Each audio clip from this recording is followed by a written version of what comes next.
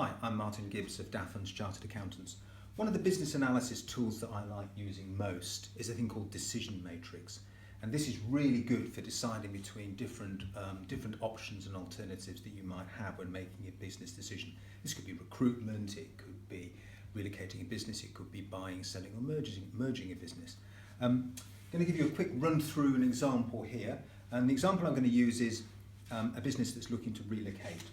So we'd start off, I've already roughed out the grid, so relocation. So in terms of trying to work out what you're going to do when you're relocating a business, there's always going to be a number of alternative scenarios and there's always going to be a number of factors impacting the decision. So if we just run through some of the factors that might impact on how you're going to decide between the alternatives. Number one, let's look at cost. In terms of the cost of the transaction, the cost of doing it. Another big consideration for many businesses is going to be the impact on their clients. Equally, how it affects their people, their staff members and the impact on them. And finally, in any property transaction, location. So let's stick location down as a factor.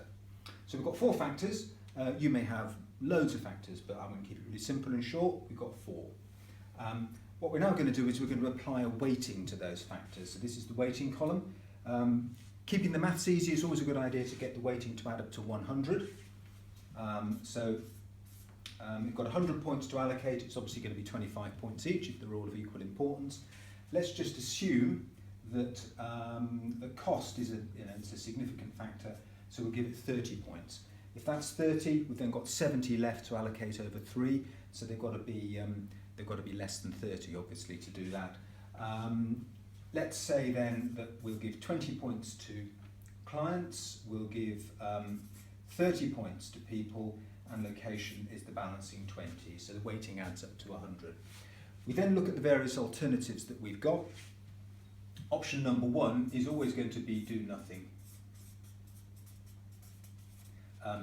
The status quo is always the easy one, and it's the thing we can benchmark again. So staying where we are, doing nothing is option number 1. That's automatically going to score half points. So we give that 15, 10, 15 and 10. So it do nothing, stay where we are, the status quo, that gets 50 points. What we then do is to say, okay, option number 2 and option number 3, in comparison to option number 1, which is do nothing and stay where we are, in comparison to that, how do the others factor, how do the others score? So with cost, we assume that a high cost is a bad thing, therefore the more expensive it is, the lower the score it's going to get. Getting the direction right in terms of the scoring is always important on a decision matrix. So let's say then that option number 2 is pretty expensive. It's going to be, the rent is going to be more, the cost of the property is going to be more.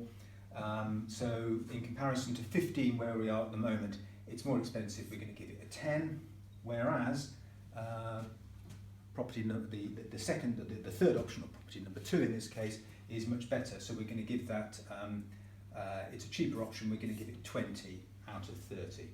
And you would go through and you would arbitrarily score, not arbitrarily, you would by gut feel score. I'm just going to arbitrarily apply some scores here so that we can just speed the process along. What you do then is to add up the scores for each of the alternatives. So 25, 45, that gets 60. And this one also, strangely enough, gets 60. I'm going to fudge it and turn that back to a 13 to make that 58. The reason for that is just to give you a bit of a comparison on the chart. So based on this, option number 2 or property number 2 is the one which appears to win. It outscores where we are, and it beats option the alternative property in option number 3. However, what you want to do is to say, well, okay, it wins by just 2 points, but where is it won? And what you might say is, look, wow, it's scored an extra 20 points on people. That's the big factor, and it's lost 20 points up here. So really, overall, they're pretty level. But what would happen if we decided, you know what, this is more expensive than where we are, but I think we may have overcooked that. Let's reduce that to 15, and that then comes down to 53. So what we've done is basically scored it up and then used a bit of a gut feel as to where's it sensitive, what makes sense, how does it feel.